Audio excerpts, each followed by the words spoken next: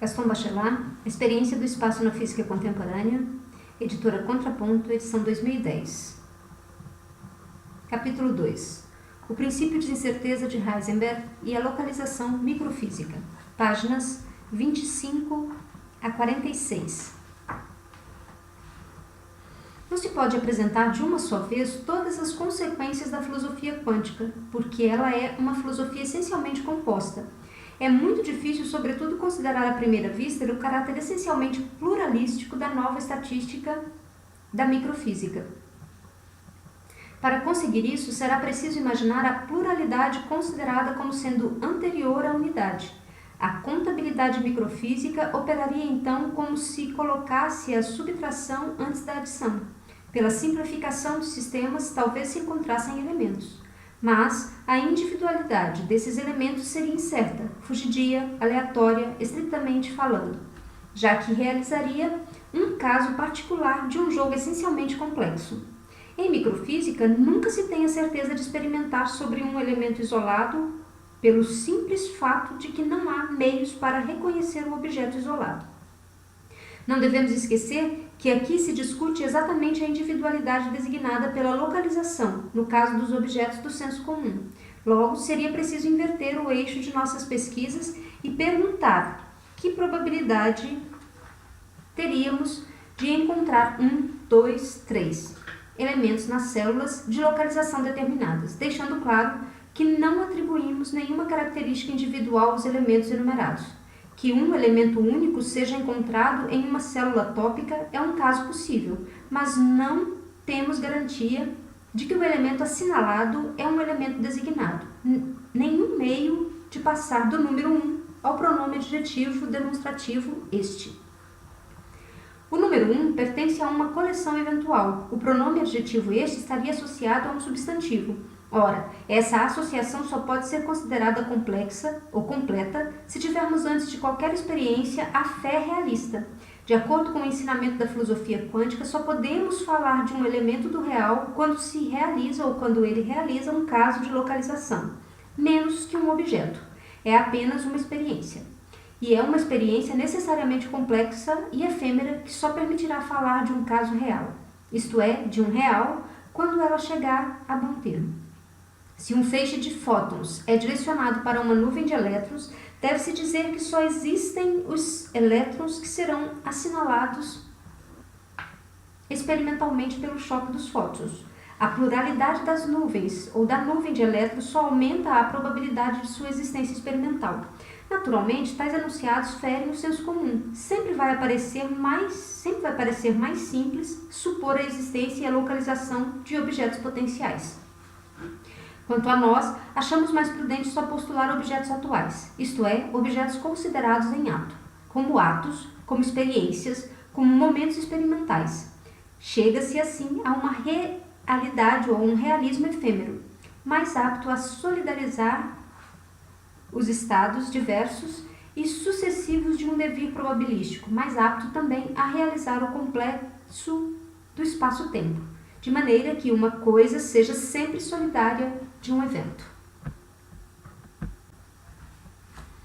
Haja o que houver, com essas perspectivas filosóficas, o dever do espírito científico é muito nítido. Devemos apreciar a existência em termos de experiência e não podemos reter afirmações válidas sobre a localização de um objeto fora das circunstâncias experimentais de localização. Por exemplo, se quisermos ver onde está um corpúsculo, temos de iluminá-lo para a região onde se apresente ou se pressente a presença do corpúsculo. Em um dado momento, dirigir-se então um feixe de luz, um feixe de fótons. Pode-se esperar que um dos fótons seja desviado por um dos corpúsculos. O desvio do fóton, provocado pelo choque com o corpúsculo, indicará a presença de corpúsculos na região bombardeada. Essa experiência, por mais simplificada que seja sua descrição, comporta uma complexidade fundamental que agora vamos mostrar. O que queríamos saber ao iluminar a região onde esperávamos um corpúsculo é não apenas a existência, mas também o devir desse corpúsculo. Queríamos saber onde ele está para inferir aonde ele vai. Queríamos melhorar nossas previsões, aumentar as probabilidades de detecção. Se pretendêssemos dizer que o corpúsculo permanece onde estava, de modo a constatar um valor constante de uma experiência efetuada no passado, essa experiência não deveria perturbar o repouso do corpúsculo. É, porém, o que acaba de ocorrer.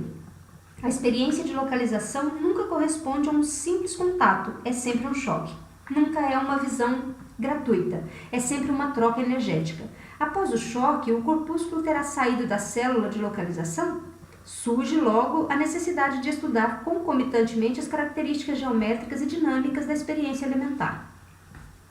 Seria mais fácil compreender o caráter necessariamente sintético da experiência microfísica se fosse dada a atenção a certas experiências muito comuns. Por exemplo, o aluno quer colocar folhas douradas em seu eletroscópio, ou o aluno que quer colocar folhas douradas em seu eletroscópio descreverá oralmente um fácil protocolo. Pegar o caderno de folhas douradas, abrir o caderno, folheá-lo, pegar uma folha e nela recortar 2 tiras iguais. O que pode haver de mais simples, de mais estatístico ou de mais estático? A dificuldade começa quando for preciso tocar estatisticamente a folha dourada. Com um toque brusco demais, a folha se rasga. Com um toque muito insistente, a folha cola no dedo.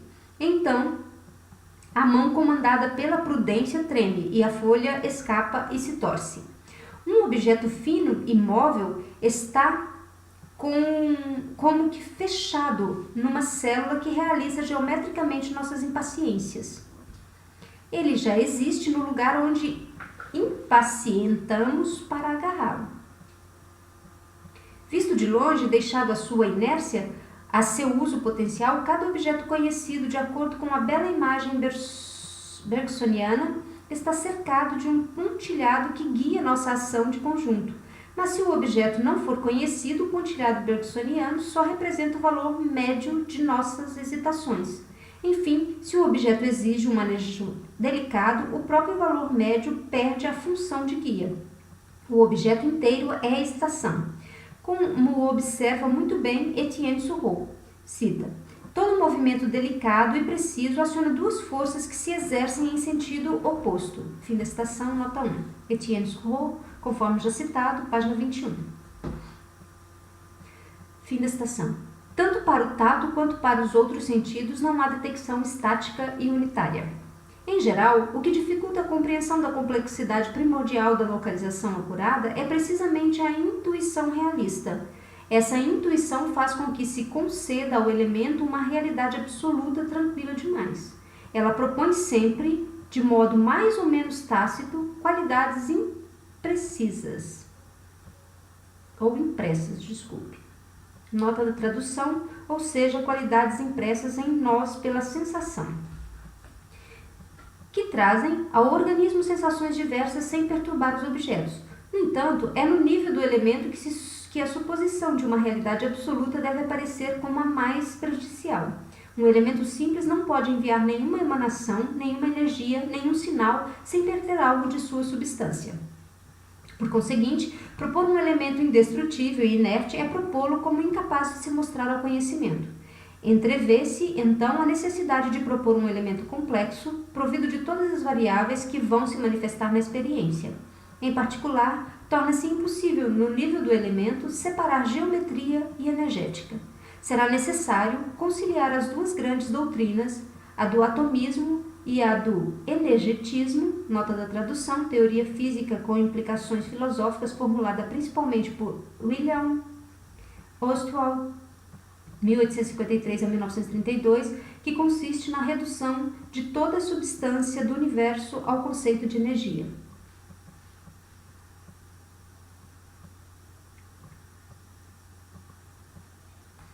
Que se opunham no final do século XIV. A microfísica realiza, assim, uma verdadeira síntese histórica.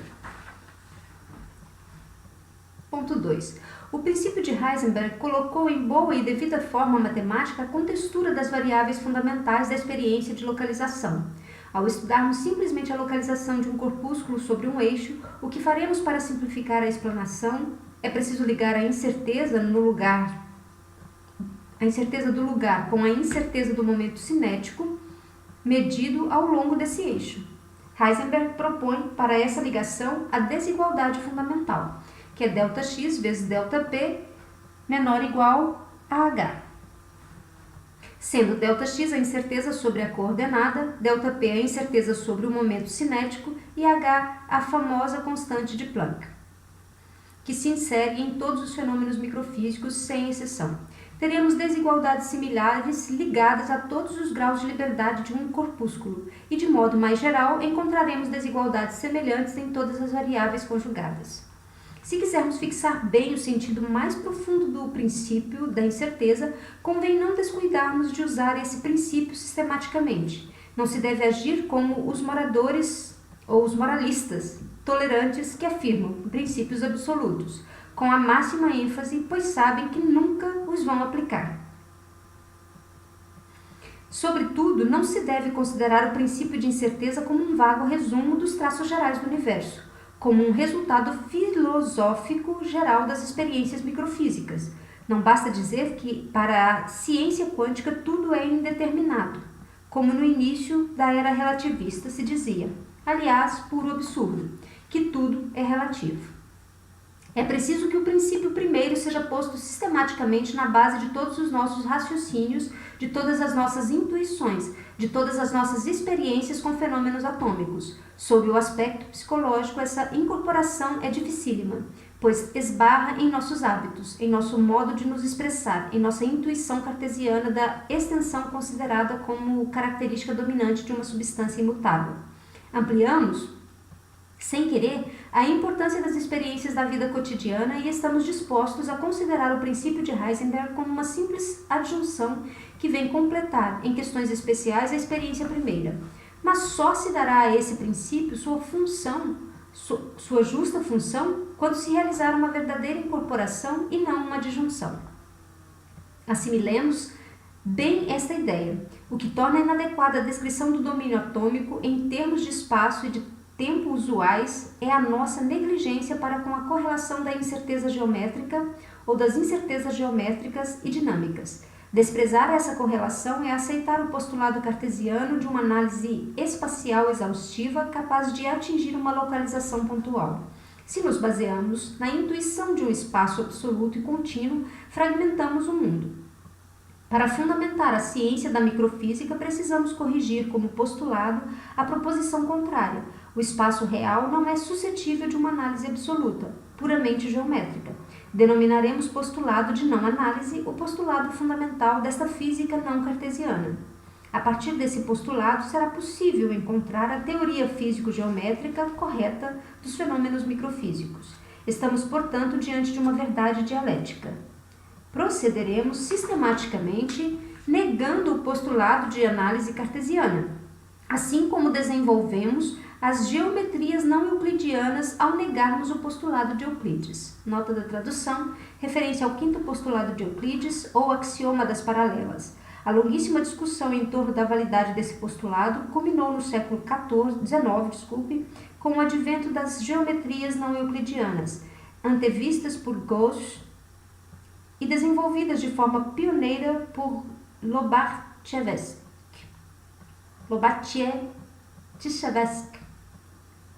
e Boolay. Nota da tradução. A pronúncia desses nomes pode estar incorreta. Por favor, verifiquem a bibliografia dos autores citados. Mais uma vez, é preciso conferir a essa negação todo o seu significado e não se limitar a uma espécie de negação anêmica, indiferente, céptica, pessimista. Que sorte não conseguirmos localizar exatamente o corpúsculo. Escapando ao ponto, a localização se desenvolve em uma lei de vizinhança sem singularidade. A complexidade inicial da microontologia decorre de um enunciado muito claro. O hegelianismo objetivo, que o microfenômeno nos ensina, está articulado em um enunciado simples, que basta aplicar. Ponto 3. Depois de termos assinalado com muita insistência o sentido filosófico fundamental de nossa experiência de localização microfísica, daremos alguns exemplos de construções teóricas estabelecidas a partir do princípio de Heisenberg. Seguiremos as lições de M. F. A. Lindemann em seu belo livro The Physical Significance of the Quantum Theory, Oxford, 1932. Para dar a essa construção um feitio simples, nos ateremos à equação que serve de limite para a desigualdade de Heisenberg. Consideremos, portanto, a correlação inicial sob a forma simplificada de ΔX vezes ΔP igual a H. Assim, só o limite pode ter um papel fundamental. Se com o uso surgirem maiores incertezas, não será surpreendente. O princípio da conservação da energia, se considerado nas experiências que o traduzem efetivamente, poderia ser expresso na forma de uma desigualdade algébrica com a energia recolhida numa transformação qualquer sendo no máximo igual à energia inicial. Mas esse resultado experimental tem pouca importância. A doutrina da energia está fundada na igualdade perfeita das energias em evolução. Aceitemos, pois, junto com Lindemann, a igualdade perfeita na base do princípio de Heisenberg. O êxito teorético trará um argumento para esse esquema inicial das incertezas coordenadas. Desenvolveremos sobre exemplos muito simplificados os seguintes problemas. Primeiro, a justificação da estatística de Bose-Einstein para os corpúsculos sem reação mútua. Segundo, a justificação da estatística de Fermi-Dirac para os corpúsculos que reagem mutuamente. Terceiro, a justificação dos níveis de energia do átomo de Bohr deduzidos do princípio de não análise. Nota da tradução. Em mecânica estatística e estatística de Bose-Einstein a estatística de Bose-Einstein determina a distribuição estatística de bósons idênticos indistinguíveis em estado de energia em equilíbrio térmico. Os bósons são partículas de spin inteiro às quais não se aplica o princípio de exclusão de Pauli. Em mecânica quântica, a estatística de Fermi-Dirac rege as partículas de spin semi-inteiro, submetidas ao princípio de exclusão. O dinamarquês Niels Bohr, 1885 a 1962, propôs em 1913 um modelo que se tornou conhecido como átomo de Bohr, que descreve o átomo como composto por um núcleo pequeno carregado positivamente cercado de elétrons em órbita. Ponto 4. Consideremos um gás sob pressão muito fraca, de modo que se possa desprezar a ação mútua das moléculas muito afastadas entre si. Vejamos então o que ocorre com o nosso postulado de não análise quando efetuamos a experiência de localização em diversas moléculas. Tomemos primeiro uma célula cúbica de aresta igual a L. Quando dizemos que uma molécula está na célula de aresta L, localizamos essa molécula em aproximadamente L. Aceitamos, portanto, uma incerteza de L sobre o valor de cada uma das coordenadas. Em virtude do nosso postulado, temos então de juntar uma incerteza sobre o momento cinético correspondente a cada coordenada, ou seja, é preciso que contemos para cada uma das três coordenadas com um momento cinético possível igual a H sobre L, dado pela relação ΔX vezes ΔP igual a H, que, com nossas atuais notações, se escreve L vezes H sobre L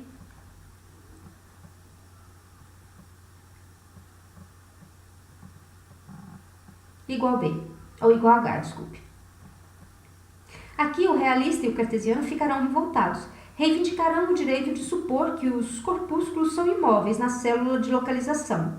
Querem analisar o espaço em repouso e se separar a medida geométrica e a medida experimental. Pretendem ter o direito de dizer que a partícula está imóvel em um ponto, mas nem conseguem fixar o ponto preciso no interior da célula de localização que fornece os limites do erro de detecção. Mas nós, que fazemos a física de não análise, aplicando sistematicamente o nosso postulado fundamental, sabemos que se quiséssemos postular um ponto material cujo momento cinético fosse cada vez menor, de modo a dar no limite um sentido positivo à noção de ponto material em repouso, teríamos de passar em célula ou de pensar em células cada vez maiores.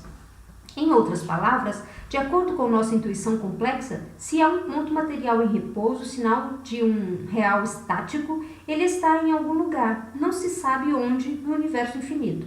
A noção de ponto em repouso é estritamente homográfica da noção paradoxal de fronteira de um espaço infinito. Ou seja, na ciência quântica, a noção de ponto material em repouso absoluto é inconcebível. Isso não ocorre como na ciência relativista, pela impossibilidade de fixar eixos de referências absolutos. mas por um relativismo de certa maneira mais profundo, menos unicamente geométrico, já que ele liga geometria e dinâmica. Valerá a pena mostrar também a contradição flagrante da intuição habitual tão nítida de paralelismo em relação ao postulado de Lobachevsky. Vou reler. Valerá a pena mostrar também a contradição flagrante da intuição habitual tão nítida de paralelismo em relação ao postulado de Lobachevsky? A contradição tem outro polo. É comum imaginar que um movimento tem tanto menos energia quanto menos extenso for. Aqui é o inverso. Pela aplicação do postulado fundamental, quanto mais restringimos os limites da célula de localização, tanto maior será o valor que deveremos atribuir ao corpúsculo localizado. No capítulo anterior, ao estudar a localização usual, dissemos circunscrever e estabilizar. Agora, ao estudar a nova localização, é preciso dizer circunscrever e agitar.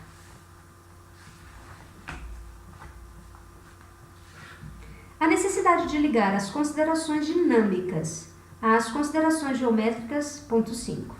Leva-nos agora a dar às experiências de localização um andamento progressivo e disciplinado que vai legitimar o conceito de grãos de energia. Em outros termos, toda a contabilidade da energia se apresentará como solidária de um método de localização especial ou espacial. Essa contabilidade tornará concretas, de certo modo, as diversas etapas do processo metódico pelo qual se determina o lugar do real. Desde o início do processo de localização progressiva, somos levados a dicotomias ordenadas de forma curiosa. Assim, quando atribuímos aos corpúsculos uma energia maior que aquela que corresponde ao primeiro momento, H sobre L, característico da célula L, devemos primeiro, como vamos provar, limitar-nos a fixar em qual metade da célula L se encontra o corpúsculo. Se agirmos dessa maneira, teremos uma localização aproximada de L sobre 2. Ao aplicar nosso postulado de complexidade inicial, determinaremos um momento igual a 2H sobre L, sempre em virtude da simples identidade. L sobre 2 vezes 2 vezes H sobre L igual a H. Assim, ao menor acréscimo determinado para o momento corresponde ao momento do 2H sobre L, justamente o dobro do menor momento primitivo H sobre L. Para tirar a prova dessa dicotomia fundamental, convém responder a uma série de objeções apresentadas pelo cartesiano empenhado em localizar com continuidade em um espaço independente de qualquer relação com a dinâmica. Essas objeções sempre se apoiam na suposição gratuita de fenômenos desligados, confundindo os hábitos dos corpúsculos aprisionados com os hábitos dos corpúsculos em liberdade. Ora, deve ficar claro que os corpúsculos em liberdade estão fora de toda experiência e, por conseguinte, não têm valor de conhecimento para o microfísico. Mas vejamos a objeção mais precisa que fará o filósofo da continuidade. Ele dirá: você pode escolher como primeiro aprimoramento da localização um procedimento menos grosseiro que a simples divisão por 2. Por exemplo, se você procurasse localizar o corpúsculo nos 2/3 à direita de uma separação, cortando a célula primitiva, parece que só determinaria um momento igual a 3H sobre 2L, dado como aplicação de sua relação axiomática. Fórmula: 2 sobre 3 vezes L vezes 3 sobre 2 vezes H sobre L, que é igual a H. Assim estaria salva a continuidade dos momentos, pois fica evidente que ao tomar, em vez da fração 2/3, frações cada vez mais vizinhas de 1, ficaria determinada toda uma série de momentos que se aproximariam quanto se quisesse do momento primitivo. Dessa forma, a continuidade dos momentos seria estabelecida solidariamente à continuidade de localização. Para responder a essa objeção, basta destacar o caráter axiomático do nosso postulado de não análise. É um postulado no sentido próprio dos postulados que organizam uma geometria. Logo, não é possível desviar sua aplicação nem evitar a obrigação de utilizá-lo. Ora, ao se aceitar a localização nos 2/3 da célula primitiva como maior que a localização na metade, estaria havendo um desvio do postulado das incertezas coordenadas. De fato, dizer que a partícula está na região 2/3 À direita de uma separação que corta a célula primitiva, equivale a dizer que ela não está na região 1/3 à esquerda. Equivale a excluí-la absolutamente dessa região 1/3. Não temos o direito de afirmar essa localização negativa sem aplicar o nosso postulado fundamental, necessariamente ligado a qualquer localização. Excluir o corpúsculo da região 1/3 equivale a atribuir o momento 3H sobre L dado pela relação L sobre 3 vezes 3 vezes H sobre L igual a H. Esse momento, 3H sobre L, é 3 vezes maior que o momento mínimo do qual tínhamos partido. Assim, a objeção de nosso adversário equivalia a provocar ou a provar a existência de um momento menor que o dobro do momento primitivo. E eis que, ao desenvolver essa objeção, determina-se um momento igual ao triplo do momento primitivo. Esta conclusão é geral. Uma localização que não opere progressivamente passando pela simples dicotomia exata deve necessariamente começar por células de localização não maiores, as menores que a célula 1/2. O primeiro passo à frente se regula, portanto, sobre a meia célula. Corresponde-lhe um momento dobrado. É impossível aprimorar a localização diminuindo L de maneira contínua. E se diminuísse L de maneira contínua, não se teria experiências de localização ligadas entre si por um método de aproximação. Não se poderia usar as diversas experiências em uma contabilidade correta das probabilidades de detecção. Se a primeira localização foi feita em uma célula de aresta L, é preciso que a segunda célula da experiência de localização que pretende aprimorar a primeira seja feita em uma célula de aresta 1 L sobre 2. Em seguida, passa-se a aresta L sobre 3, L sobre 4, L sobre 5 e assim por diante. Como é possível demonstrar facilmente repetindo o raciocínio anterior. Então, surgirão os momentos 2H sobre L, 3H sobre L, 4H sobre L e assim por diante. Eis a dupla contabilidade posta na devida ordem, mas, mais uma vez, se o procedimento fosse outro, não se obteria um tema ordenado de localização. Não se teria meios de tornar coerente o pluralismo experimental constituído por uma série de experiências de localização que se apoiam mutuamente. Seja como for, se não fosse dada a constituição dessa série de aproximações físicas, uma importância tão grande quanto a que lhe atribuímos, deveria mesmo assim ficar de nossa discussão a prova de que a localização contínua é uma experiência impossível. Ela exige energias prodigiosas para que se consiga distinguir os elementos em contato. No fundo, é a noção de contato que é preciso recusar ao realista, quando ele resolve estudar com as noções comuns a experiência microfísica. Não se poderia tocar o infinitamente pequeno sem lhe aplicar uma velocidade infinita. Esta observação é aceita com facilidade. Não é preciso pensar muito para perceber que o contato é uma noção da experiência macroscópica, que não tem sentido na microfísica. Para o microfísico, tocar um corpo é tão metafórico quanto tocar um coração.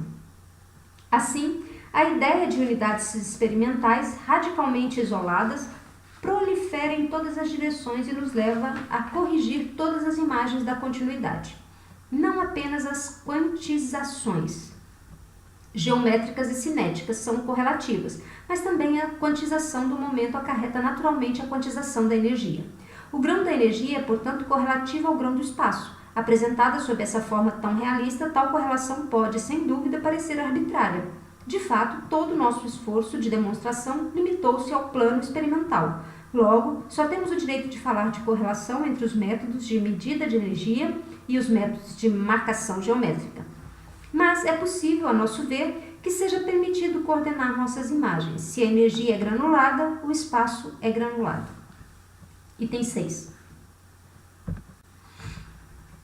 Haja o que houver com essa dupla granulação, as consequências matemáticas de nosso método são nítidas. O procedimento da localização progressiva leva-nos naturalmente a contar o número de pontos com coordenadas inteiras em certos espaços de configuração. Em outras palavras, a base do cálculo de probabilidades em nosso exame experimental do espaço é uma certa rede na qual só os picos representam experiências possíveis. Foi ao considerar distribuições em rede que a estatística de Bose-Einstein encontrou seus bons resultados. Rejeita-se assim a probabilidade contínua, que é introduzida no cálculo de probabilidades tradicional da forma mais ou menos artificial. Se ainda for usada, será para simplificar fórmulas, para dar resumos. A verdadeira base de cálculo é a distribuição aritmética. Na microfenomenologia, o cálculo de probabilidades retorna à origem histórica do cálculo de probabilidades no jogo das chances. O real segue as regras de um jogo. A realidade é uma chance.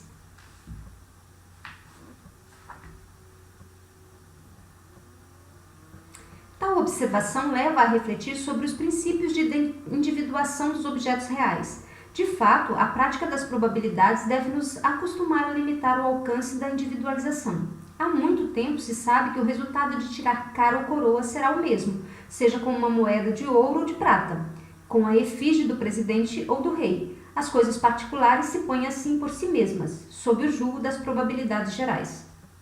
A probabilidade torna-se a via que leva à generalidade científica. Só há ciência do geral porque só há ciência do provável. O cálculo das probabilidades ainda é um método que afasta do modo mais correto a singularidade. Se aceitarmos essa lição, estaremos preparados para resistir aos abusos de individuação que marcavam a antiga física. A física pré-quântica supunha como evidente que a situação no espaço individualizava os corpúsculos como ela individualizava os corpos na escala comum. Bastava que dois objetos estivessem em lugares diferentes para que fossem diferentes. E se eram diferentes, estavam necessariamente em lugares diferentes. O lugar exato era um sinal essencial. Para a microtopologia atual, já não é assim. Dois objetos podem muito bem estar na mesma célula, são então espacialmente idênticos, são geometricamente indiscerníveis. Nenhuma experiência pode distingui-los, sobretudo, não podem ser distinguidos por propriedades dinâmicas diferentes. A incorporação em uma mesma célula acarreta uma uniformidade completa. A estatística de Bose-Einstein expressa em uma forma matemática exata essa limitação do campo do possível. Ela restringe os princípios de individuação para os corpúsculos. Essa estatística permitiu retomar a lei de Planck, levando em conta casos de degenerescência que possibilitam explicar muitos fenômenos.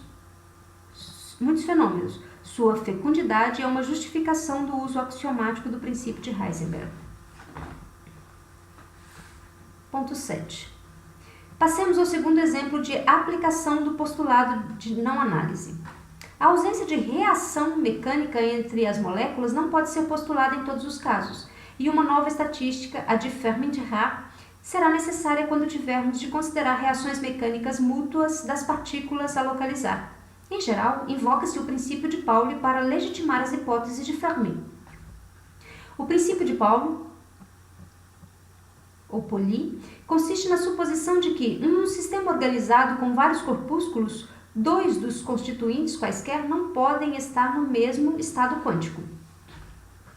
Ou seja, segundo Pauli, é preciso que, de um constituinte para o outro, ao menos um dos números quânticos que caracterizam cada constituinte seja diferente. Há nisso um pluralismo muito mal definido. Ora, vamos demonstrar seguindo a exposição de Lindemann, que a aplicação do princípio de Pauli decorre necessariamente do postulado de não-análise. Essa demonstração trará uma verdadeira coerência ao pluralismo quântico. Tomemos, por exemplo, um conjunto de elétrons suficientemente aproximados para agir uns sobre os outros.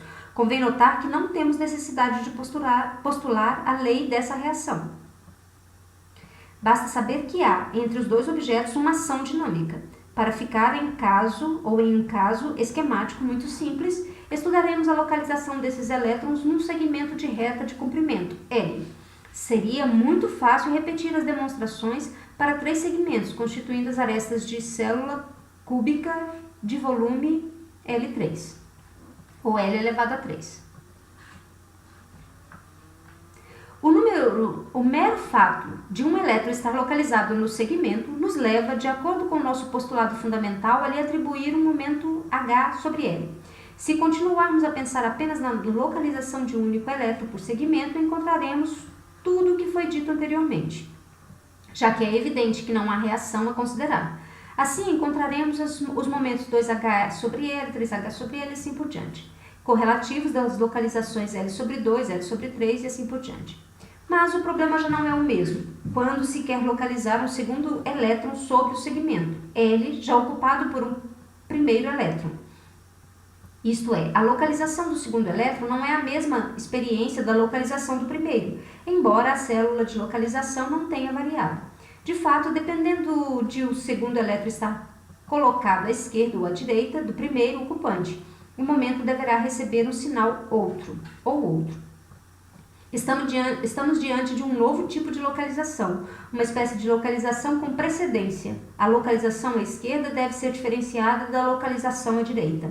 Não há nisso uma simples intuição, mas uma dedução fundamentada experimentalmente. De fato, se o segundo elétron estiver localizado à esquerda ou à direita do princípio, teremos de esperar uma expulsão pela esquerda ou pela direita. Vejamos então o que vai resultar da intervenção da precedência. Como não temos o direito de conferir uma determinação absoluta ao lugar do primeiro elétron, teremos de considerar para o segundo elétron as chances de localização, à esquerda e à direita, como iguais. Ou seja, para o segundo elétron, teremos de cortar as duas partes iguais à célula de localização do primeiro, ou em duas partes iguais à célula de localização do primeiro. Quem se opuser a esta conclusão estará se baseando numa intuição realista que atribui um lugar efetivo absoluto ao primeiro elétron, afastando-se do sentido essencialmente probabilístico da localização. Em suma, somos levados a localizar o segundo elétron em um segmento L2, donde, em virtude de nossos princípios de não análise, devemos atribuir ao segundo elétron um momento igual a 2H sobre L. Vê-se, portanto, que o primeiro momento H sobre L é proibido ao segundo elétron. Em outras palavras, já que o primeiro elétron reteve o quantum 1, o segundo elétron só pode tomar, no mínimo, o quantum 2. Assim, se fundamenta, em um caso bastante simplificado, o princípio da exclusão de Pauli. Se quisermos colocar um terceiro elétron no segmento L, já ocupado por 2 elétrons, teremos 3 lugares possíveis que determinarão os jogos de sinais para o momento desse terceiro elétron. Então, a célula L sobre 3 deve ser considerada para receber o terceiro elétron. A esta célula L sobre 3 corresponderá, segundo o postulado da complexidade, o momento 3H sobre L. É claro, como demonstramos para partículas sem reação mútua, que uma divisão que não fosse feita progressivamente, passando exatamente pelas divisões sucessivas 1 sobre 2, 1 sobre 3, 1 sobre 4, acarretaria quantum mais elevados, que vamos encontrar na sequência, acrescentando elétrons cada vez mais numerosos e, por conseguinte, cada vez mais finamente localizados. Surge assim uma aritmética ordinal que já não tem as propriedades da habitual aritmética cardinal. Essa aritmética ordinal designa os objetos como fundamentalmente diferentes pelo fato ou pelo mero fato de não aparecerem em experiências idênticas. O realista sempre afirmará que a maneira de contar não tem nada a ver com a ordem dos objetos que se contam. Afirmará que o elétron é em toda parte sempre o mesmo e que recebe de si mesmo suas propriedades essenciais. Para nós, ao contrário, o elétron é um resumo da experiência ou de experiências. Nós o caracterizamos no instante preciso em que fazemos uma experiência, tentando reduzir ou traduzir as condições exatas nas quais se efetuou essa experiência. Um novo aspecto das experiências em microfísica é que elas não podem ser desconectadas, são coordenadas, efetuam-se em uma ordem prescrita. Não é surpreendente, portanto, que seu desenvolvimento nos obrigue a postular nos seres concretos progressivamente descobertos a marca profunda desse progresso. A bem dizer, a passagem da ordem metodológica para a ordem ontológica ainda é bem obscura e incerta. Mas o sentido da exploração parece-nos inegável. É preciso ir do método para o ser, na contracorrente do ensinamento realista. No que der essa audaciosa visão metafísica, percebe-se que a contabilidade do real ordenado se contenta, sob vários aspectos, com nossas determinações ordenadas. Dos momentos que atribuímos aos diferentes elétrons localizados progressivamente, podemos passar por um cálculo imediato as diversas energias, as únicas possíveis para esses elétrons. Vemos que essas energias crescem como o quadrado da sequência dos números inteiros. Se for considerado uma evolução contínua da energia, como era o caso da doutrina energética do século XIX, vê-se como são poucas comparativamente as possibilidades energéticas dos sistemas microfísicos. Essa limitação acarreta para o energetismo uma súbita racionalidade que surpreende. A pretensa riqueza inesgotável do real, que era designada como fonte de um irracionalismo irredutível, parece bem enfraquecida quando se estuda o microfenômeno. Parece que toda a organização intraatômica ocorre como uma estranha economia de possibilidades. É justamente essa economia extrema do possível que caracteriza a estatística de Fermi-Dirac. A consideração da topologia há 3 dimensões. Em vez da topologia, há uma dimensão que expusemos, só complica o problema. Ao terminar a exposição do segundo tipo de localização, destaquemos a distinção feita entre a estatística de Bose-Einstein e a de Fermi-Dirac. A estatística de Bose-Einstein é válida para as partículas que não reagem entre si, como é mais ou menos o caso no limite das moléculas de um gás referido ou dos fótons. Ao contrário, a estatística de Fermi-Dirac é válida para as partículas que reagem umas sobre as outras, em particular os elétrons.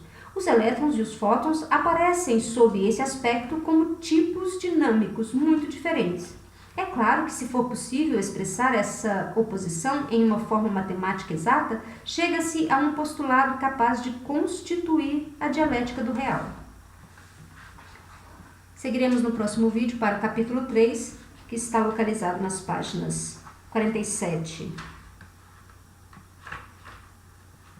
a 55. Agradeço a sua companhia. Uma boa leitura.